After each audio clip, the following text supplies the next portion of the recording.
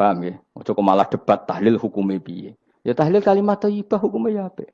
Anak pitung dina tradisi Buddha, ya pitung dinane tradisi Buddha, kalimat tetap kalimah thayyibah. Tapi misalnya ana sing ra gelem tahlil ya ora apa-apa, sing penting tetep nglafadzno kalimah. Cuma ra seneng dinane 7. Ya gawe 8. Nah, misalnya gedeng 7 ya gawe 8 kan gampang. Nah gedeng 7, gedeng 8 ya gawe 1, sementing ora anti kalimah thayyibah, mau anti modele. Ya ndak apa-apa, kowe kudu cocok ndak cocok biasa. Ini ilmu, semuanya bebas. Ilmu itu wilayah pangeran. Artinya wilayah pangeran, nanti yang uji itu kamu pangeran. Ngapain debat kamu sekarang? Kita sering kritik Wahabi, kita juga sering dikritik Wahabi, biasa saja. Saya sering ketemu ulama Wahabi, saling menghormati nggak apa-apa. Meskipun saling kritik, ya gejol-gejolkan ya biasa. Nggak masalah. Orang alim mulai dulu kritik-kritikan biasa. Imam Syafi'i sama gurunya sering gejol-gejolkan. Pas atas nama orang alim ya gejol-gejolkan. Dulu itu Mbah Hasyim Asy'ari sering gejol-gejolkan sama Ki Fakih Mas Kumambang, sama-sama orang alim. Ya murid sama guru. Karena ilmu itu memang apa ya? Kayak iya kayak enggak. Nah, yang ilmu absolut pasti sepakat. Misalnya tadi, apa kalimat thayyibah itu selalu baik? Pasti selalu baik. Ya sudah. Nah, nanti cara kaifiyah melafatkan itu orang yang bisa berdebat. Baiknya dilafatkan kapan ya?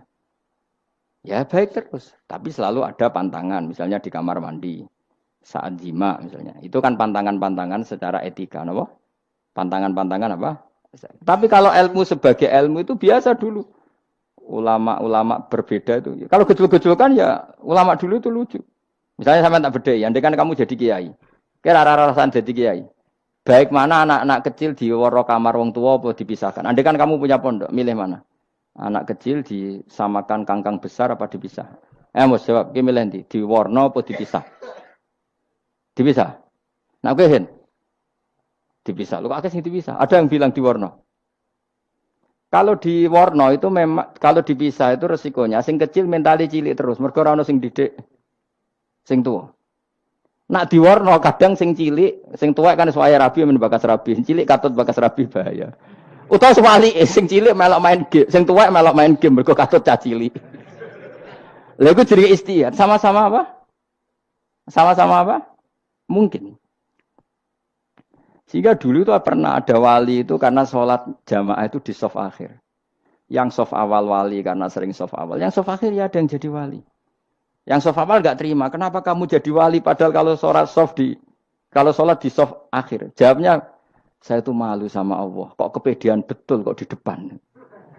Tapi gak jadi niru ya. Gimana cerita ya? Cek pede nih.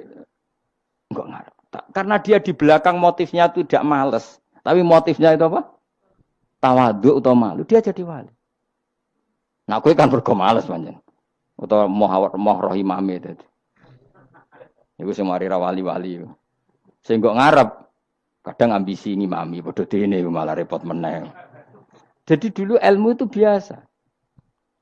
Orang Maliki itu nak gojlok orang Hanafi itu ya entek ngame. Orang Hanafi kalau gojlok Imam Malik itu ya entek ngame. Ya biasa dulu itu ilmu. Ya biasa. Misalnya gini sampean tak bedhei. Tidak jawab saja jujur. Rasulullah itu puasa Senin Kemis selalu apa kadang-kadang dalam semua riwayat. Kadang-kadang. Sesuatu yang kadang-kadang dilakukan Rasulullah itu akan sunat terus apa sunatnya juga kadang-kadang. Ayo jawab saja. Wah, agak sing sarap ya. Rasulullah itu puasa Senin Kemis itu kadang-kadang apa terus? Kadang-kadang. Ini sudah masih benar. Sesuatu yang pernah dilakukan Nabi kadang-kadang itu menjadi sunat terus apa sunatnya juga kadang-kadang terus. Nah sekarang sebetulnya hadis kunut itu semuanya sepakat. Rasulullah kunut itu ya ahyanan kadang-kadang. Nah sesuatu yang pernah dilakukan Nabi kadang-kadang itu akan menjadi sunat terus ila yaumil. Maka Imam Syafi'i milih kunut terus.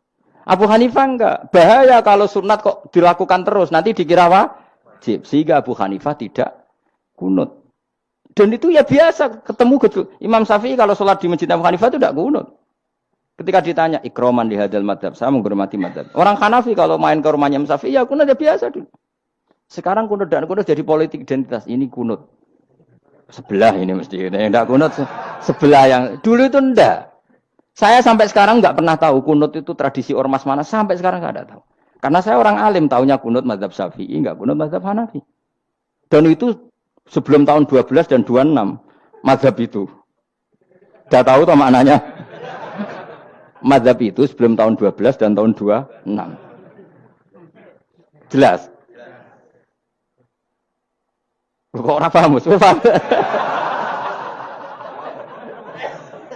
Jadi dulu lama ya biasa perdebatannya gitu. Apakah sesuatu yang pernah dilakukan Nabi secara ahyanan itu sunat terus? Apa sunatnya juga ahyanan sekali tempo? Jawabannya apa? Terus. Tapi kalau terus bahaya nanti yang sunat dikira wajib. Nah yang berpikir gitu Abu Hanifah, yang berpikir terus Imam Syafi'i. Ya sudah akhirnya jadi seperti ini. Dulu itu nggak jadi politik identitas, saling menghormati. Imam Syafi'i itu Abu Hanifah sudah kabundut. Pernah sholat di masjid Abu Hanifah tidak kunut. Ketika ditanya, ikroman li hadzal madhab. Saya menghormati madhab ini. Entah angen-angen nak kunut terus nggak dikira wajib. Orang-orang Hanafi kalau ke rumahnya Imam Syafi'i di komunitasnya juga kunut. Ya sudah biasa dulu seperti itu. Makanya kita ini harus ngaji. Dulu itu biasa ulama gejol-gejolkan perkara madhab. Kayak yang saya contohkan tadi.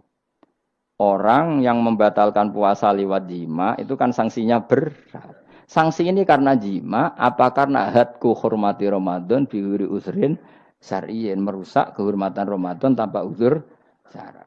Cara Imam Malik karena merusak Ramadan tanpa uzur syarak sehingga gak jima pun hukumnya sama. Yaitu misalnya makan tanpa uzur, ya hukumnya sama. Kenapa sama? Jima istri hukumnya apa? Halal apa haram?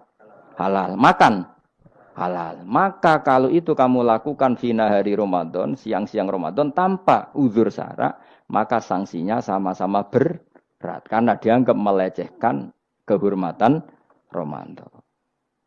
Cara Imam Syafi'i enggak, jima sama makan mulai dulu beda. Kamu makan wajib mandi enggak? Enggak. Kalau jima wajib.